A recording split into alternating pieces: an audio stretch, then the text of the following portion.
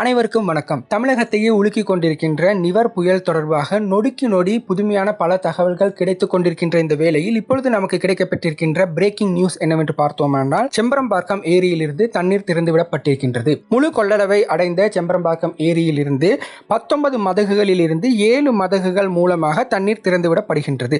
இந்த ஏரியின் முழு உயரத்தை நீங்கள் பார்த்தீர்கள் என்றால் 24 அடியாக காணப்படுகின்றது. அந்த 24 அடியிலிருந்து 22 அடி வரை முழு கொள்ளளவை அடைந்திருக்கின்றது. அந்த காரணத்தினால் முன்னெச்சரிக்கை காரணமாக வினாடிக்கு 1000 கன அடி தண்ணீர் திறந்துவிடப்படுகின்றது. இந்த செம்பரம்பாக்கம் ஏரியானது 5 ஆண்டுகளுக்கு பிறகு இவ்வாறாக முழு கொள்ளளவை அடைந்திருக்கின்றதாக தெரியப்படுத்தப்படுகின்றது. அதாவது 2015ஆம் ஆண்டு அனைவருக்குமே ஞாபகம் இருக்கும்.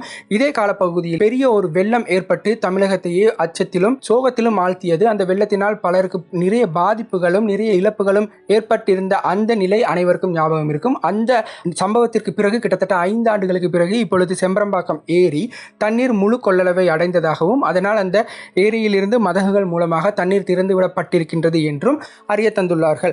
இவ்வாறாக திறந்துவிடப்பட்டிருக்கின்ற இந்த தண்ணீர் காரணமாக பக்கத்தில் இருக்கின்ற 6 கிராமங்களுக்கு வெள்ள அபாய எச்சரிக்கை வழங்கப்பட்டிருக்கின்றது என்றும், ஆனாலும் மக்கள் அச்சப்பட தேவையில்லை. அவர்கள் எந்தளவு தூரத்திற்கு தங்களை முன்னெச்சரிக்கையாக பாதுகாப்பாக இருக்க முடியுமோ அவ்வளவு தூரத்துக்கு அவர்கள் இருக்க வேண்டும் என்றும் அதிகாரிகள் தெரியப்படுத்தி இருக்கின்றார்கள். இந்த செம்பரம்பாக்கம் ஏரியில் தண்ணீர் முழு கொள்ளளவை அடைந்ததும் அந்த தண்ணீர் திறக்கப்பட்டிருக்கின்ற அந்த விடயத்தை காண்பதற்காக சுற்றுப்புற மக்கள் பலரும் அந்த இடத்திற்கு வந்திருக்கிறார்கள். ஆனாலும் அது ஒரு ஆபத்தான விடயம் என்று அதிகாரிகள் அவர்களை பார்க்க விடாமல் திருப்பி அனுப்பியிருக்கிறார்கள். இதே வேளையில் தமிழக முதலமைச்சர் திரு எடப்பாடி பழனிசாமி அவர்கள் தன்னுடைய வீட்டிலிருந்து செம்பரம்பாக்கம் ஏரியை நோக்கி புறப்பட்டுள்ளதாக ஒரு தகவலும் கிடைக்கப்பட்டிருக்கின்றது. சென்னையிலிருந்து இப்பொழுது 300 அடி தூரத்தில் இந்த நிவர் புயல் குடிகொண்டிருக்கின்றதாகவும் இன்னும் 6 மணி நேரத்தில் இது அதீத புயலாக மாறும் என்றும் அதிகாரிகள் தெரிவித்திருக்கின்றார்கள். 105 115 கிலோமீட்டர் வேகத்தில் இந்த புயல் இப்பொழுது வந்து கொண்டிருக்கின்றது என்ற ஒரு தகவலும் கிடைக்கப்பட்டிருக்கின்றது.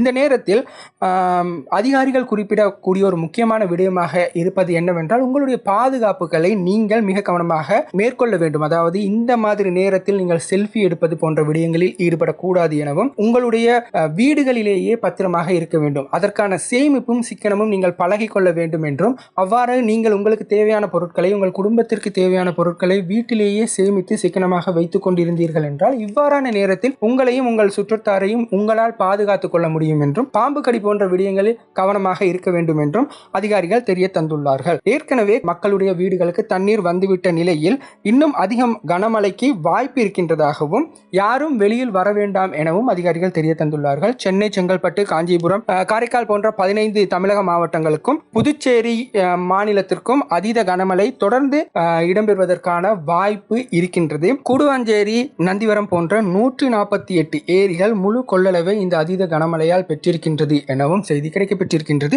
இந்த செம்பரம்பாக்கம் ஏரியை நீங்கள் பார்த்தீர்கள் என்றால் அதில் வெளியேற்றப்படுகின்ற அந்த நீரானது அடையாறு ஆறு மூலமாக கடலில் சேரும் எனவும் தெரிய தந்துள்ளார்கள்.